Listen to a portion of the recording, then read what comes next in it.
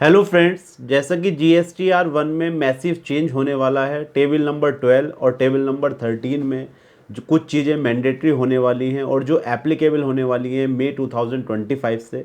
तो इसमें क्या क्या चेंज हुआ है, HSN में क्या चेंज हुआ है, टेबल नंबर 13 में क्या क्या चीज़ें हैं जो डिटेल्स देनी कंपलसरी है, अदरवाइज आपको GST डिपार्टमेंट से नोटिस आ सकता है। तो इस तरह की सारी डिटेल्स जो GST एडवाइजरी इशू करी है गवर्नमेंट ने 1 मई 2025 को, उसे आज हम डिस्कस करने वाले हैं वन बाई वन। सो बिना देरी करे दोस्तों स्टार्ट करते हैं आज की वीडियो। Let's start.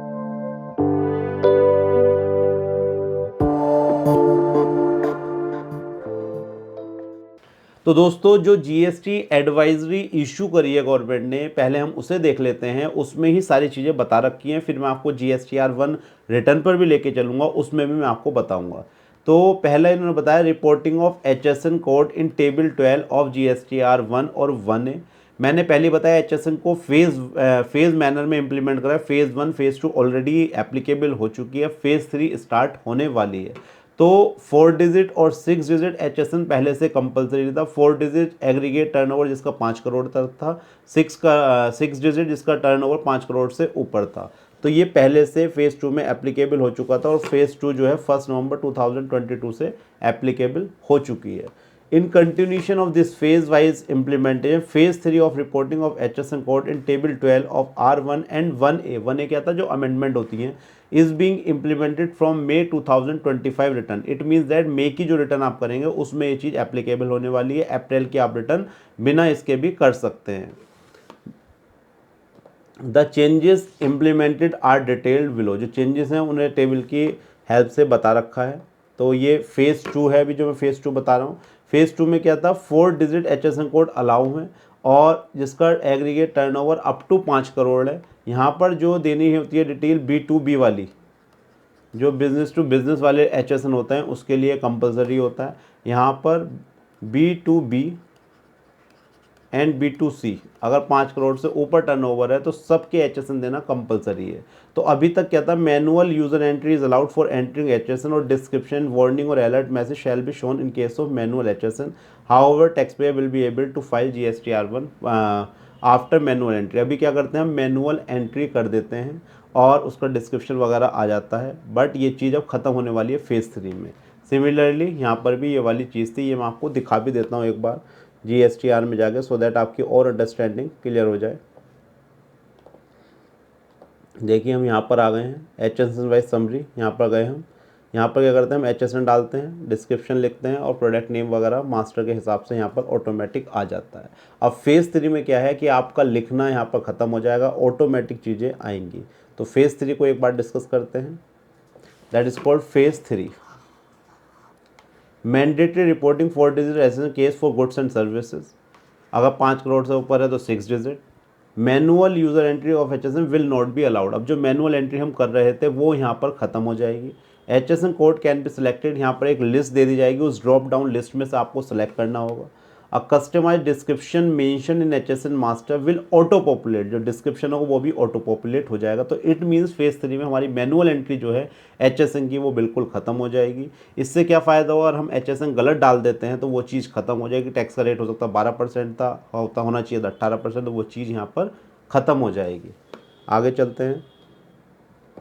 अभी क्या होता था, जो हम डालते थे उसका कोई वैलिडेशन नहीं था। अब इन्होंने क्या करा है कि वैलिडेशन भी कंपलसरी कर दिया। Table 12 validation with regards of the value of supply have also been introduced. तो वैलिडेशन कैसे होंगे, वैलिडेट विद, एक तो B2B हो गया, एक हो गया B2C। तो B2B 4A 4B 6B, जो भी आपने 6C यहाँ पर जो डाला होगा वो वैलिडेट होगा टेबल 12 से, और B2C जो बाकी बचे हुए कॉलम में उसमें डाला होगा तो वो आपका B2C से वैलिडेट होगा। तो यहाँ पर एक चीज़ और एडिशनल स्टार्ट हो गई। पहले तो मैनुअल एंट्री ख़त्म करा, वैलिडेशन नहीं था, वैलिडेशन इंट्रोड्यूस कर दिया। तो इन केस से of amendment only the differential value will be taken for the purpose of validation. Amendment होगी जो डिफरेंट वैल्यू होगी उसे कंसिडर करा जाएगा। तो इनिशियली क्या है, जब आप मे की रिटर्न फाइल करेंगे ये चीज़ें इंट्रोड्यूस हो जाएंगी।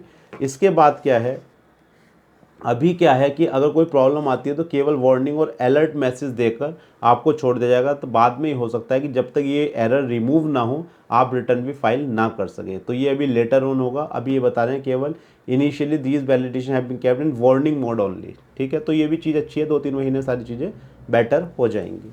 फेज़ 4 क्या कहा इन्होंने, to be communicated in due course, तो फेज़ 4 को अभी कम्युनिकेट कर दिया जाएगा। तो पहला चेंज तो GSTR 1 में आया टेबल नंबर 12 को लेकर, मैनुअल HSN एंट्री खत्म हो गई है, वैलिडेशन इंट्रोड्यूस कर दिया गया। वैलिडेशन B2B का अलग होगा, B2C का अलग होगा, और अगर कोई प्रॉब्लम आती है तो वार्निंग दी जाएगी, बट आप रिटर्न तब भी फाइल कर सकते हैं। सेकंड चेंज क्या है, यहाँ इन्होंने एक चीज़ और बता रखी है further, apart from about the following additional enhancement have been made in table 12 of GSTR 1। Table 12 of GSTR 1 is now bifurcated, दो हिस्से मतलब 2 पार्ट्स में डिवाइड हो जाएगी। एक तो B2B सप्लाईज अलग हो जाएंगी, B2C सप्लाईज अलग हो जाएंगी, क्योंकि दोनों का वैलिडेशन अलग अलग होगा। Tax payer need to enter HSN summary details of B2B supplies and B2 supplies separately under respective tab.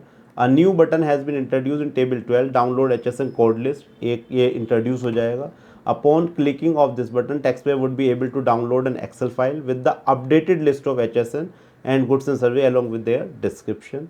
The button for product name as in my master has now been searchable. Search कर सकते हैं आप, taxpayer can search the description provided by them in my HSN master, and upon selection of the same, HSN code, description, UKC and quantity shall be auto populated. तो ये और additional changes हुए हैं HSN को लेकर। HSN एक बहुत ही important part है GST रिटर्न का, क्योंकि अगर आप HSN से गवर्नमेंट ट्रैक कर सकती है कि आपने जिस प्रोडक्ट का HSN लिया है, ITC ले रहे हैं, वो सही है नहीं, आपका कहीं ब्लॉक क्रेडिट में तो नहीं है, कहीं आप इनएलिजिबल नहीं, तो वो HSN से आप सर्च कर सकते हैं, और AI इस चीज़ को बाद में पकड़ भी सकता है। तो ये भी HSN से रिलेटेड एडिशनल चेंजेस हुए हैं। रिपोर्टिंग इन टेबल 12, देखिए टेबल 12 में कोई टर्नओवर की लिमिट नहीं है, तो ये सबके ऊपर एप्लीकेबल है। Which require taxpayer to provide details of document issued is now mandatory from May 2025 return period. Taxpayer will no longer be able to leave the table blank, इस टेबल को हम ब्लैंक छोड़ देते हैं, अब टेबल ब्लैंक नहीं छोड़ सकते। And proceed with the filling their return. If B2B, B2 supply are reported in any table of R1 or 1A, an error message will appear if table has not been filled। तो table 13 होती क्या है, अब चलते हैं अब return पर, back करा यहाँ से, और टेबल नंबर 13 देखिए। टेबल नंबर 13 में क्या है, बेसिकली जो भी डिटेल्स है डॉक्यूमेंट्स से रिलेटेड वो हमें फिल करनी है। पहला है invoices for outward supply, serial number कहाँ से कहाँ तक आपने इशू करे, टोटल नंबर, कितने कैंसिल हुए, नेट कितना इशू हुआ, तो ये हो गया invoice. Invoices for inward supply from unregistered person को जो हम इनवॉइसेस इशू करें उसकी डिटेल आ जाएगी यहाँ पर। थर्ड, रिवाइज इनवॉइस, अगर कोई इनवॉइस आपने रिवाइज करा उसकी डिटेल आ जाएगी। आगे debit note, credit note, payment voucher, refund voucher, delivery challan for supply on approval, delivery challan in case of liquid gas, delivery challan in case other than by way of supply excluding 9 और 11। तो यहाँ पर basically क्या बताया कि जो भी documentation part है ड्यूरिंग द मंथ, हमने जो भी debit note, credit note, invoices, advance और अनरजिस्टर्ड इशू, हमने कोई इनवॉइस इशू करा है रजिस्टर्ड सप्लायर को, तो उनकी सारी डिटेल्स देनी है। हमने टोटल मंथ में कितने इशू करे, कितने कैंसिल करे, नेट कितना है। पहले टेबल 13 क्या था, मैंडेटरी नहीं थी, बट ये फ्रॉम May 2025 से ये भी मैंडेटरी होने वाली है। तो अब आपको अपने इन्वॉइसेस का प्रॉपर रिकॉर्ड रखना है, और ये सारी रिपोर्टिंग अब हम गवर्नमेंट को भी देंगे। तो अगर इन्वॉइस में कोई गड़बड़ होगी तो आपका नोटिस आ सकता है, तो इस चीज़ का भी बहुत ज़्यादा ध्यान रखना है। तो ये जो एडवाइजरी थी 1 May 2025 को गवर्नमेंट ने इशू करी है। आप भी इसे अगर एक्सेस करना चाहते हैं तो एक्सेस कर सकते हैं। एक मिनट बता देता हूँ। आप जब GST पोर्टल पर जाएंगे तो यहाँ पर ये देखिए नीचे आप देखेंगे reporting of HSN code in table 12 and list of documents. तो यहाँ पर आपको ये पूरी एडवाइजरी यहाँ से आपको मिल जाएगी, आप इसे रीड आउट भी कर सकते हैं। तो दोस्तों ये बड़ी इंपॉर्टेंट वीडियो थी कि जिस GSTR 1 हम सब लोग फाइल करते हैं, और इस तरह की अगर कोई हमारी चीज़ मिस हो जाती है तो नोटिस ना आ जाए और जनरल पेनल्टी ना लग जाए उसमें। तो इस चीज़ों को अवॉइड करने के लिए मुझे लगा ये वीडियो काफ़ी इंपॉर्टेंट है। और अगर आप किसी और प्रॉब्लम को GST-R1 से रिलेटेड पूछना चाहते हैं तो आप कमेंट करके पूछ सकते हैं। ये थी एक छोटी सी वीडियो।